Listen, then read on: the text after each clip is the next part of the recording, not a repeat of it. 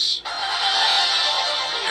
listening to the Mothership Connection on AM 1050 WLIV, your cosmic link to the other side. If you could only hear what we talk about when the microphones are off. I play such a nice girl on the radio. The highest rated show in the Tri-County area. The Mothership Connection back on the air. We're thrilled that you're here. Almost a full house. I'm Dobie Maxwell. Shelley Master Hernandez is here. I'm manning the phones. I also womaning the phones. Personing the phones. Gary Panch is here. A little bit later we'll have an inductee to the Mothership Hall of Fame. Who is it this week? A little teaser. How about it? John Cleves Simes. John Cleves Simes. That's exactly what I would have guessed. Greg DeGuire is here in full regalia of his other place of employment. And is Diane not going to show up tonight? She off? No, Diane is sick again, unfortunately. We are sorry she's sick. The Yeah, poor she's been kid. sick a lot, I poor know. kid, yeah. I told her, she called me today to let me know, and she's probably listening. So, Diane, honey, please take your vitamins as I've instructed you to do. Don't talk down to her like a little 8-year-old. No, She knows what I'm she's not talking doing. down. I'm not talking down to her. I'm giving her. We were talking. I was giving her some suggestions because Oh, we they worked for appreciate me. it. Okay. I just didn't want you to get a little puppy. She knows I'm not talking down to Boopy, her. boopy, whoopy, whoopy, take your pills. I want to hear that. Okay, thank you. We're the Mothership Connection. About that, don't give me a twister on the night of tornadoes. Joining us on the phone, a gentleman we've been hoping to have on the show for quite a while. He was kind enough to give me a wonderfully well-written introduction, which, of course, in the bad weather, I left on my desk as I walked out the door, and I didn't realize until I was halfway here. He lives in Maryland with 3 cats, and he's on the show today. Believe me, he is a student of the dark arts. And again, we're glad to have Mr. Jamie Sell is with us. Jamie, are you there? Hey, how are you guys? Buddy, thanks for being here. I know it took a long time to finally coordinate it. Thanks for your patience. Hey, thanks for having me. So let's talk. Say a big hello to your listeners, all the best audience in the world, right? They're both listening to you, Jamie. That's right. In the same car. I tell you.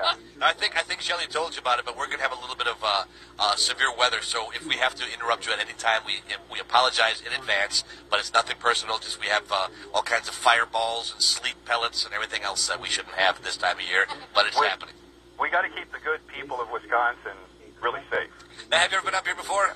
No, I haven't, but I respect any state that produces both beer and cheese. Oh, yeah. Yeah. The 2 party substances. That's what other planets come down here, too. If you could just work in milk of magnesia, we'd have almost a staple diet. How about chocolate milk of magnesia? Wouldn't that be better? Well, because along with beer and cheese producers, we also produce beer and cheese farts. So I guess that's Oh. the top 3 Nice. producers. Thank you, Greg. So tell Anytime. David, do you have a website? Let's plug your site if anybody wants to get on it while you're on. Hey, it's thoughtandbelief.com. Thoughtandbelief.com. Thoughtandbelief.com. That's the name of one of my books, Thought and Belief. And just to let you know, Jamie, on our website, themothershipconnection.net, I have posted a link to your website. It's found under our guest tab since you are our guest this week, and it will forever be under the links tab unless you tell me to take it off. Fantastic. So let's talk about your books now. The first one, how did you get started, all that kind of stuff. Which one you want to talk about first? First things first, the big blockbuster that went zinc. The Thought and Belief book. Yes. I tell you, that was an amazing little thing. It kind of brewed inside of me for a while, and I sat down and wrote it in 25 days. Wow. Yeah, it was amazing. I was really amazed at how much I just kind of cranked it out. But it's basically the idea that if you change your thoughts, you can change your reality.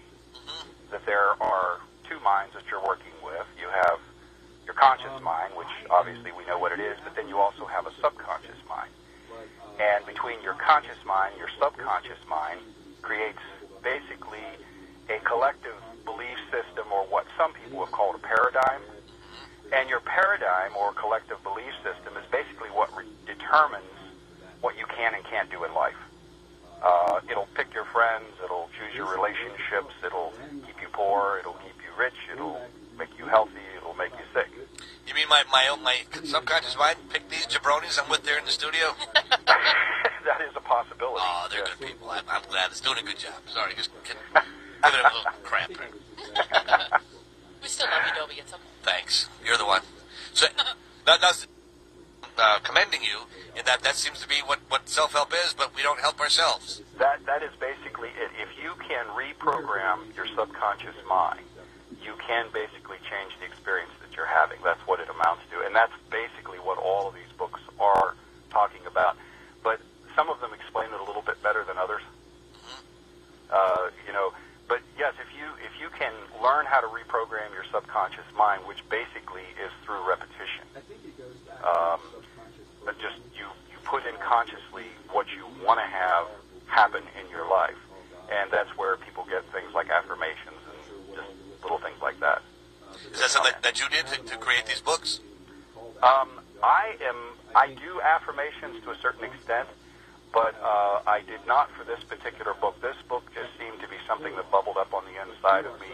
I think it was a combination of many of the things that I had read and the experiences that I'd had in life, and it just seemed to be the right time for that to kind of come up to my conscious level. I basically wrote the book, and then I found myself going back and rereading what I had written and putting it into practice in my own life, because some of it I wasn't really practicing the way I should have been. Right.